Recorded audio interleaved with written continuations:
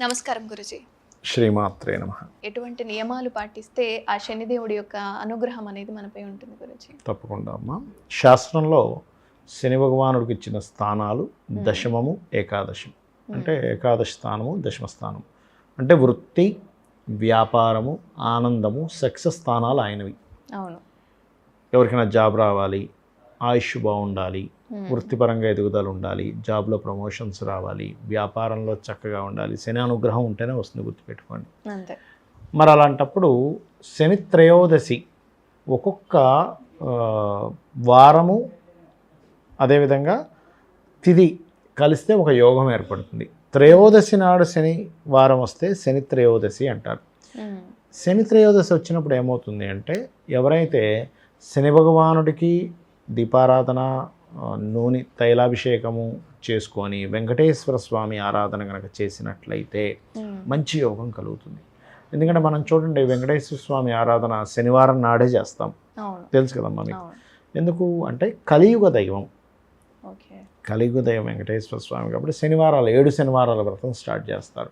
శని త్రయోదశి నాడు కనుక ప్రారంభిస్తే ఇంకా మంచి ఫలితం ఉంటుంది దానివల్ల. అయితే ఇక్కడ కొంతమంది తెలియక చేసే కొన్ని మిస్టేక్స్ చెప్తాను చూడండి. శని త్రయోదశి నాడు సర్వసాధారణంగా అందరూ ఏం చేస్తారంటే, ఈ నవగ్రహాల దగ్గరికి వెళ్ళి పూజ చేయించుకుంటారు. అందులో శని భగవానుడి దగ్గర తైలము, నల్లటి వస్త్రం, లేకపోతే అగరబత్తులు వెలిగించడము, ఇవన్నీ చేస్తారు. వాళ్ళు మంత్రం చదువుతూ ఉంటాడు, పురోహితులు చేస్తుంటారు. ఇక్కడ తొనికెసలాటలు, నేను ముందుకు వెళ్తా అంటే ఇది చేయకూడదు ఎప్పుడు కూడా. మీరు ఎక్కడున్నారు? శాస్త్రం ఏం చెప్పింది? ప్రశాంతంగా చేసేటువంటి పూజ అయితేనే మీకు ఫలిస్తుంది.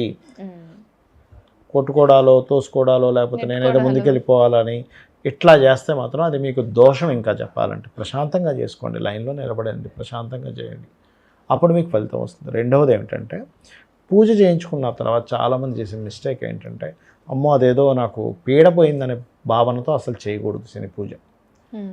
అనుగ్రహం కావాలనే భావంతో చేయాలి. ఇప్పుడు చూడండి అమ్మా, శని భగవానుడు మీ జన్మజాతకంలో పాడయ్యాడు అనుకోండి, వృత్తి ఉండదు.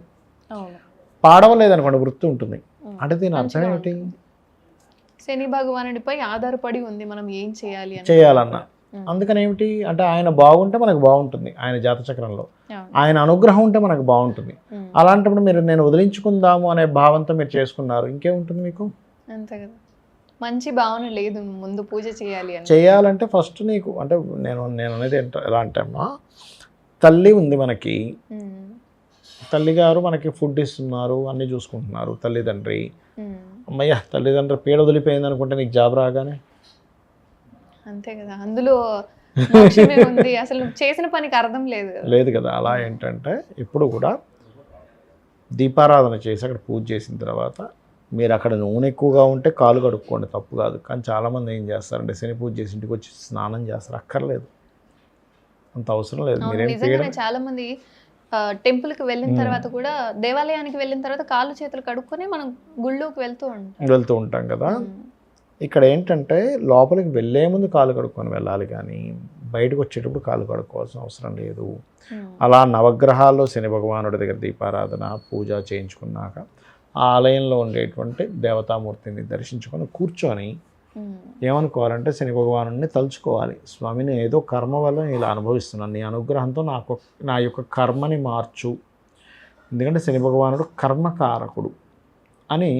మీరు పేదవాళ్ళు ఉంటారు కదమ్మా, రోడ్డు మీద పాపం ఫుడ్ కోసం ఇబ్బంది పడుతుంటారు. వాళ్ళకి నల్లటి బ్లాంకెట్స్ కానీ, ఫుడ్ ఐటమ్స్ కానీ, వేసుకోవడానికి చొక్కా కానీ, నీలం రంగు చొక్కాలు లాంటివి కానీ ఇస్తే, మీరు చేసినటువంటి తెలుసో తెలియకో ఏదో పాపకర్మ చేసి ఉంటారు, అది అనుభవిస్తున్నటువంటిది ఈ రూపంలో అయినా ఎంతో కొంత ఉపశమనం లభిస్తుంది.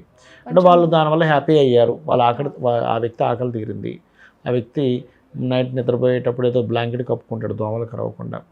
ఒక వ్యక్తిని మీరు ప్రొటెక్ట్ చేసినందుకు, ఒకళ్ళ ఆకలి తీర్చినందుకు బ్యాలెన్స్ అవుతుంది. పుణ్యఫలం రావడంలో బ్యాలెన్స్ అవుతుంది మీరు అన్నట్టుగా. అది చేయాలి, ముఖ్యంగా అది చేయాలి.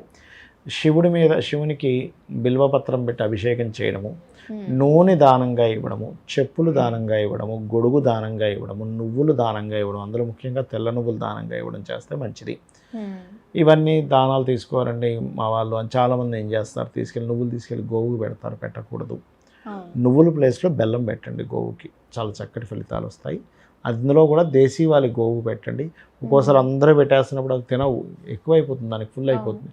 అక్కడ పెట్టేసి రండి, తర్వాత దానికి మళ్ళీ ఆకలి వేసినప్పుడు తింటుంది. కొంతమంది గోవు తినకపోయినా సరే ఏంటి మరి అది రెండు విషయాలు అక్కడ. వీళ్ళకి ఎక్కువ కర్మ ఉన్నా తినదు, రెండవది దానికి కడుపు నిండిపోయినా తినదు. ఈ వేరియేషన్ మనం అర్థం చేసుకోవాలి.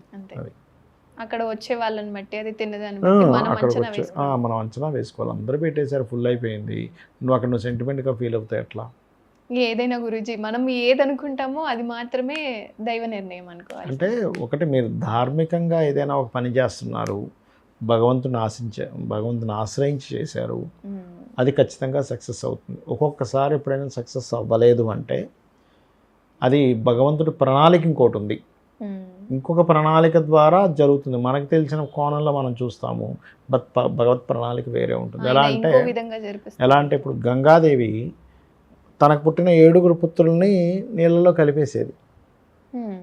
మన పాయింట్ ఆఫ్ వ్యూ నుంచి కామన్గా చూస్తే ఏంటి, అయ్యో ఇప్పుడు గంగాదేవి ఏమిటి నీళ్ళలో కలిపేస్తుంది ఏమిటి అనుకుంటాం. కానీ వసువులు, వాళ్ళందరూ అష్టవసువులు 7 నీళ్ళల్లో కలిపేసిన తర్వాత 8వ వ్యక్తిని మాత్రం రాజు తీసుకుంటాడు. ఎందుకంటే వాళ్ళిద్దరి మధ్యన ఒప్పందం ఉంటుంది, నన్నేమీ అనడానికి వీల్లేదు, నన్ను పెళ్లి చేసుకోవాలంటే అని. అలాగే ఊరుకుంటాడు, పుట్టిన పిల్లల్ని కలిపేస్తున్నా బాధపడుతుంటాడు, ఊరుకుంటాడు. కానీ 8వ సంతానం విషయంలో ఊరుకోకుండా ఆయన తీసుకుంటా అంటే అప్పుడు లేదు నేనే పెంచి నీకు ఇస్తారని, నేను నీకు మాట ఇచ్చినట్టు, నువ్వు మన ఇద్దరం ఒప్పందం ఉంది, నువ్వు నాతో కనుక ఎప్పుడైనా నేను చేసే పనికి ఆటంకం కనుక నువ్వు కలిగిస్తే నేను నీ దగ్గర ఉండనని చెప్పాను కదా, అందుకని పిల్లల్ని తీసుకొని వెళ్ళిపోతుంది. మన పాయింట్ ఆఫ్ వ్యూలో 7 పిల్లల్ని గంగలో కలిపేసింది ఏంటి అనిపిస్తుంది. కానీ నిజమేమిటి, వాళ్ళు పుట్టే ముందే గంగ దగ్గర మాట తీసుకుంటారు, మేము పుడతాం కానీ భూమి మీద మేము ఉండలేము, కాబట్టి మేము పుట్టగానే ఆ వసువులు, అష్టవసువులు చెప్తారు, మేము పుట్టగానే మమ్మల్ని వెంటనే గంగలో కలిపేసాం, మళ్ళీ మా యొక్క శరీరాలతో వసువులుగా వెళ్ళిపోతాం. కాకపోతే ఆ గోవుని తీసుకొచ్చింది ఇతను కాబట్టి, భీష్ముడు కాబట్టి, అతను మాత్రం జన్మనెత్తుతాడు, 8వ అతను. అది నిజంగా జరిగిన విషయం, అది మనకు తెలియక ఈ కోణంలో చూస్తే ఇది అనుకుంటాం, కానీ నిజంగా ఇంకో కోణం ఉంటుంది దానికి. దాని వెనక ఇంకొక ఆంతర్యం ఉంటుంది, భగవత్ లీల వేరుగా ఉంటుంది, భగవత్ ప్రణాళిక వేరుగా ఉంటుంది. మనకు పూర్తిగా తెలియకపోవడం వల్ల మిడిమిడి జ్ఞానంతో ఇదేదో నిజం అనుకొని కంగారు పడుతూ ఉంటాం. చాలా చక్కటి అంశాలను పంచుకున్నారు గురుజీ, ధన్యవాదాలు. శ్రీమాత్రే నమః.